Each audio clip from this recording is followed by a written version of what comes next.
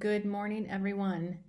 This video is to show you how Pick-A-Time works from the staff perspective. You're going to need to go to pickatime.com and log in with your shakopee.k12.mn.us email address. And the default password is 123456. Once you enter that, you're going to hit login and create account, and it'll automatically prompt you to change your password. I've already changed mine, so you're not going to see that part of it for me. So upon changing your password, you are going to go to this place called Admin UI. You're going to click on that. And here is where you have all of the rights to do a variety of different things.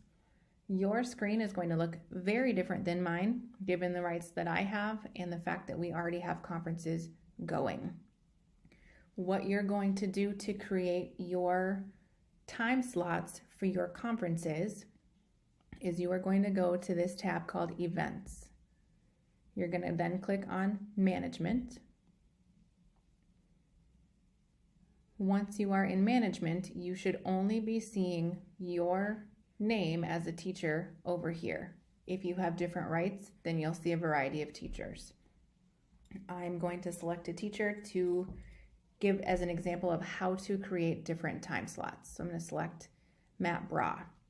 You can see right now that Matt does have several conferences this evening. This is what it would look like once families start signing up for conferences for you. The dark blue with the X and the plus are places where families can sign up, or you can manually sign up a family if they're having difficulties. The light blue ones are the families and the students that already have signed up for a conference. I highly recommend, if you have a stretch of conferences or conference hours, for example, 3:30 to 7:30, that you block a 10-minute time slot somewhere in your evening as a bathroom break or a quick snack break or something like that.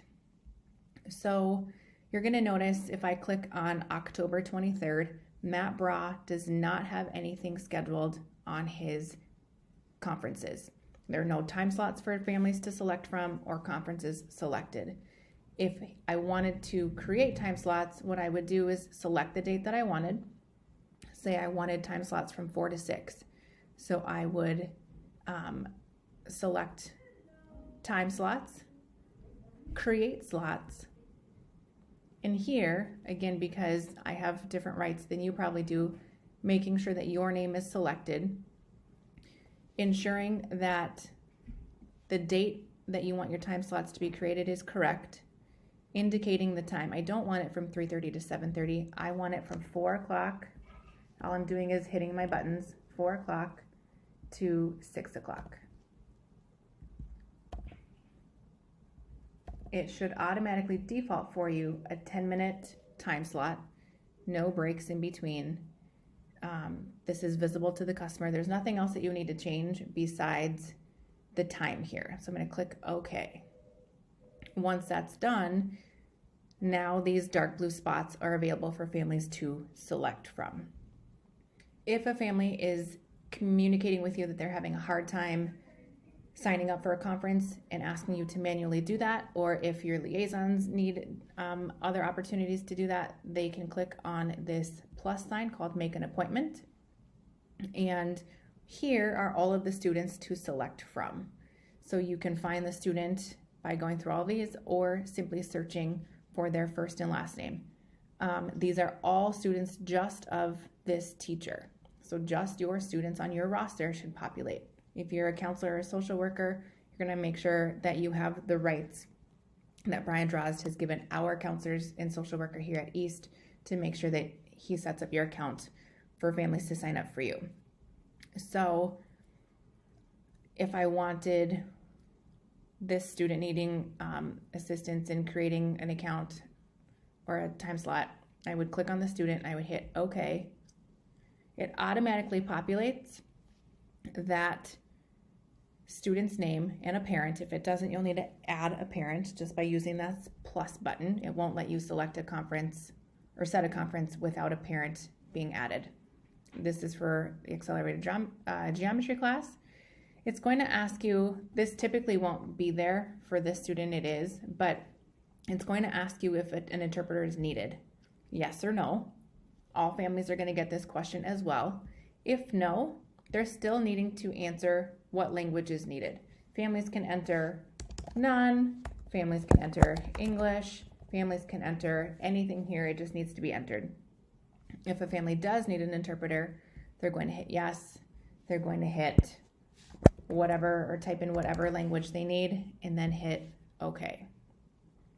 So once that's done, that family now has a conference ready for them. I'm going to delete this, that way this teacher does not have this unexpected conference. I'm not going to send an email because this is just a practice one. In addition, I also am going to take off these time slots for Mr. Bra so he doesn't have these additional conferences. So that is basically all that you're going to be doing to create your time slots.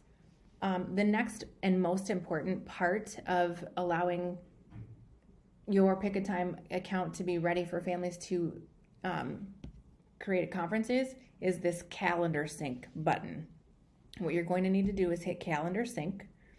Mine's already there, so I'm going to delete mine so I can show you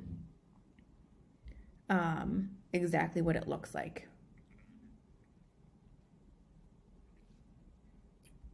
Okay, so again, calendar sync. Outlook is not what we want Google.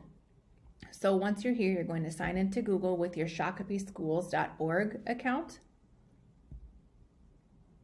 Yes, I will allow all of this stuff. Once I'm here, again, just hit allow. The purpose behind syncing Pick a Time to your Google account is actually for a Google Meet link to populate for your conferences. So once I'm here, I'm going to select my name. In all honesty, you guys, I don't know what this part does. Some teachers have selected it, some haven't. I'm not sure. Feel free to and see what happens. Otherwise, once your shakopeeschools.org account is selected, go ahead and hit sync and save. And once this part has been done and families start to set conferences, a Google Meet link will automatically populate. And you can go to your Google account and go to the calendar and see the conferences that have been scheduled for you, as well as being able to click on the URL for the Google Meet as well. In order to see, if you're not going to use the Google Calendar, in order to see what conferences have been signed up for you, I am once again just going to go to Mr. Bra. I'm going to change my date so it's just for today, so I can show you guys a little bit more detail. Again, because of the rights that I have, some of this stuff up here won't be available to you. Yours will likely just be your name. So once families start to set conferences, this is what's going to populate for you. So these are all of Mr. Bra's conferences for this evening. You'll see that a URL is unique for each different conference. So families are going to have to go into their email and click on the URL to get into each conference that they have. Given that you might be at an elementary school, your conferences might want to be changed from 10-minute duration to more of a 20-minute duration so that you can talk about all of the different components for that student. And that's basically all that you need to be doing for setting up your Pick a Time. So again, the most important parts are creating your time slots for families to get conferences and syncing your Pick a Time to your Google account.